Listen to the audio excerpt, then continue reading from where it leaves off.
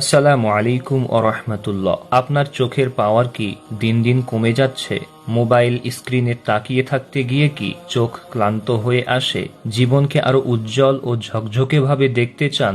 যদি হ্যাঁ, তবে আজকের ভিডিওটি আপনার জন্য একটি বরকতময় উপহার। আমরা আজ জানব আধুনিক চিকিৎসার বহু আগেই মুহাম্মদ সাল্লাল্লাহু আলাইহি ওয়াসাল্লাম এবং পবিত্র কোরআন হাদিস চোখের জ্যোতি বাড়াতে ও চোখকে সুস্থ রাখতে কি পদ্ধতি শিখিয়েছেন। এটি কেবল শারীরিক যত্ন নয়, এটি একটি ঈমানি সমাধান। তাই এক মুহূর্ত সময় নষ্ট না করে ভিডিওটি শেষ পর্যন্ত দেখুন। আজই আপনার চোখের নতুন জীবন শুরু হতে পারে। দর্শক, চোখ আল্লাহর এক অমূল্য দান। এর যত্ন নেওয়ার প্রথম ধাপ হল আধ্যাত্মিক আমল। 5 ওয়াক্ত নামাজের আগে আমরা উযু করি। উযুর সময় চোখে পানি দেওয়ার যে সুন্নাহ, এর এক অসাধারণ বৈজ্ঞানিক ও আধ্যাত্মিক উপকারিতা আছে। নবীজি সাল্লাল্লাহু আলাইহি ওয়াসাল্লাম উযুর সময় সতেজতার জন্য ঠান্ডা পানি ব্যবহার করতে উৎসাহিত করেছেন। অজুর সময় ঠান্ডা পানির ঝাপটা চোখের ক্লান্তি দূর করে এবং রক্ত সঞ্চালন স্বাভাবিক রাখে। পবিত্র কোরআন চোখকে উজ্জ্বল করে, কিন্তু কিভাবে? নিয়মিত মনোযোগ সহকারে কোরআনুল কারীম তেলাওয়াত করুন। চোখের জন্য অতিরিক্ত চাপ না দিয়ে পরিমিত আলোতে আলতোভাবে কোরআনের অক্ষরের দিকে তাকিয়ে থাকা, এটি চোখকে ফোকাস করতে সাহায্য করে এবং মনকে প্রশান্তি দেয়।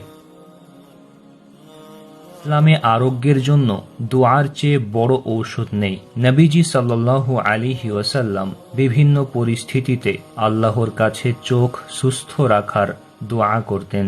আপনিও নামাজের পর আল্লাহর কাছে চোখের সুস্থতা চেয়ে দোয়া করুন।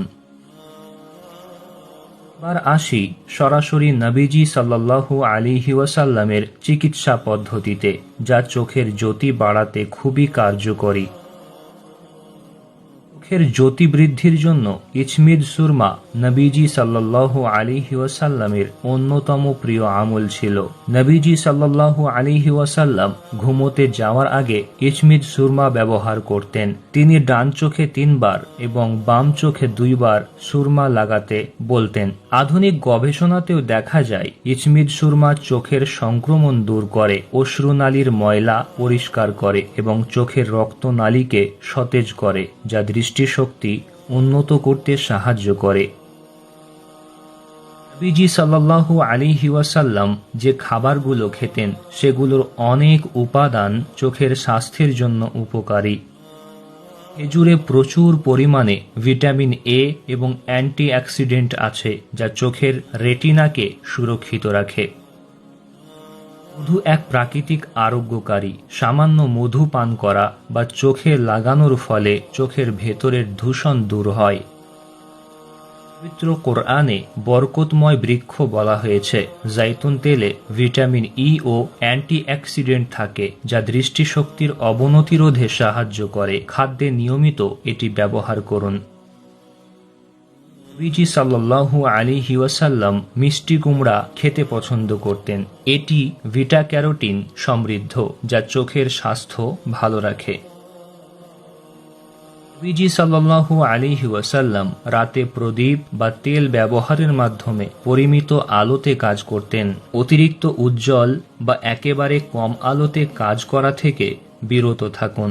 বর্তমানে মোবাইল বা কম্পিউটারে কাজ করার সময় নীল আলো ফিল্টার ব্যবহার করুন। তাহলে চোখের জ্যোতি বাড়ানোর জন্য আর দামি ঔষধ নয়, আমরা সুন্নাহর দিকে ফিরব। আজ থেকেই এই বরকতময় পদ্ধতিগুলো শুরু করুন। নিয়মিত ওযু করুন এবং ঠান্ডা পানির ঝাপটা দিন। প্রতি রাতে ইচমিদ সুরমা ব্যবহার করুন। খাদ্যে খেজুর, মধু ও জাইতুন তেল যোগ করুন। আল্লাহর কাছে চোখের সুস্থতার জন্য দোয়া করুন। ইনশাআল্লাহ আপনি দ্রুতই চোখের এই ইতিবাচক পরিবর্তন দেখতে পাবেন। যদি এই তথ্যগুলো আপনার জীবনে নতুন আলো যোগ করে থাকে, তবে ভিডিওটিতে একটি লাইক দিন, কমেন্টে আপনার অনুভূতি জানান এবং আপনার প্রতিটি প্রিয়জনের সাথে শেয়ার করুন, যাতে তারাও এই বরকত লাভ করতে পারে। সাবস্ক্রাইব করে আমাদের সাথেই থাকুন। আল্লাহ তাআলা আমাদের চোখকে সুস্থ রাখুন। আসসালামু আলাইকুম।